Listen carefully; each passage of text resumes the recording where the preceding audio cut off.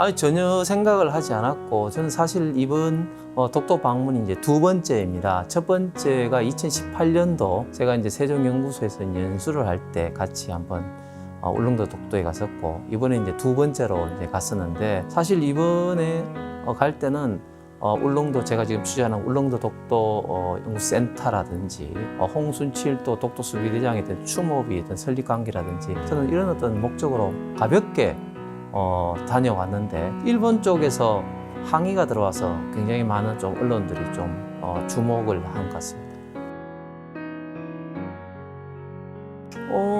사실 이제 저희 딸부터 이제 갑자기 이제 제 이름이 이제 많이 나오고 이렇게 하니까 어떻게 한편으로는 좀 놀라기도 놀랍지만, 또 이 독도라는 이슈가 어떤 뭐 좌우 정파를 떠나서 우리 전 국민적으로 공감을 일으키는 이슈이기 때문에 많은 사람들이 이번 기회에 참 잘 갔다. 특히 잘 아시는 것처럼 도쿄올림픽 할 때 일장기에 독도를 표기하고 뭐 그런 어떤 이슈가 있는 상황에서 제가 독도에 가서 다시 한번 우리 국민들에게 잘 갔다. 뭐 그런 어떤 관심을 많이 좀 받은 것 같습니다. 예, 독도 갈 때는 사실 걱정했던 것보다 이 바다가 평온했는데, 포항에서 울릉도 갈 때가 이 파도가 심해서 굉장히 좀 애먹었습니다. 사실 그래서 배를 타고 난 다음부터는 아이고 내가 왜 갔을까, 왜 선택을 했을까, 그런 후회도 들고, 같이 갔던 일행들 중에서도 그냥 뭐 한 4시간 동안 그대로 바닥에 또 쓰러져 있는 분들도 계셨고, 그렇게 울릉도에 딱 도착을 했는데 그 오전까지만 하더라도 사실은 이제 독도 못 간다고 하다가 오후에 겨우 가서 또 접안을 할까 말까 하다가 결국 이제 딱 접안을 하게 됐는데, 딱 접안을 하면서 독도에 딱 내니까 감회가 더 새롭더라고요. 잘 아시겠지만 1905년 을사조약으로 일본 제국주의가 가장 먼저 우리 국토에서 침탈한 곳이 울릉도 독도입니다. 독도는 그만큼 우리나라 국토의 막내이면서도 가장 아픔과 그리고 역사를 갖고 있는 곳이다. 이렇게 좀 평소에도 생각을 하고 있습니다. 저는 뭐 일본으로 봐서는 당연하다고 생각을 합니다.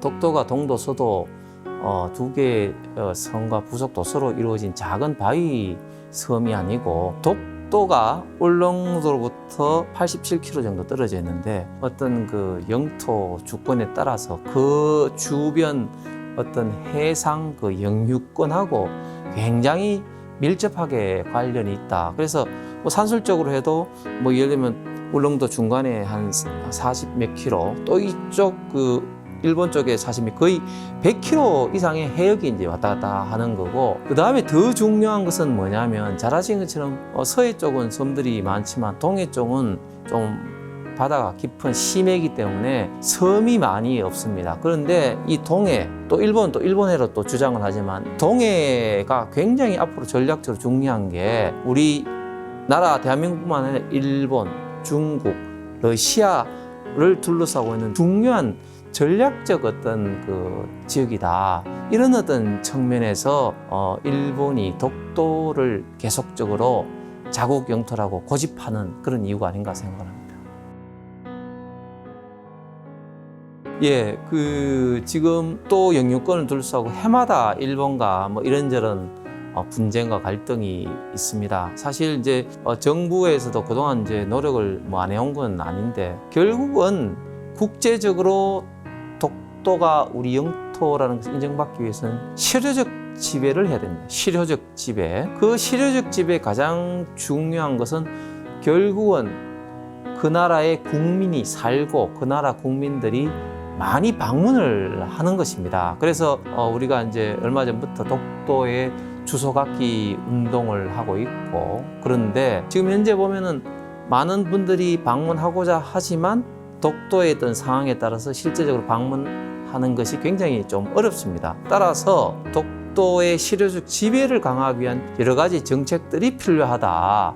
그 대표적인 정책들이 이명박 정부 때 일단은 계획이 만들어졌는데, 그게 이제 첫 번째로는 울릉도 독도 연구센터, 그 다음에 방파제를 비롯한 부두 같은 접안 시설, 그 다음에 세 번째 독도 안내센터, 이런 어떤 계획이 만들어졌었습니다. 그런데 이게 이제 일본과의 외교적 마찰로 인해서 기억하시겠지만 이명박 대통령이 한번 독도에만 가진 적이 있었죠. 그래서 그 이후로 완전히 일본이 발칵 뒤집어서 이런 어떤 외교적 갈등으로 인해서 사업이 중단되고 그 이후로 추진되지 않았습니다. 따라서 우리 정부는 이런 사업들, 실효적 지배를 강화하기 위한 이런 사업들을 좀 강력한 의지를 갖고 추진해야 됩니다.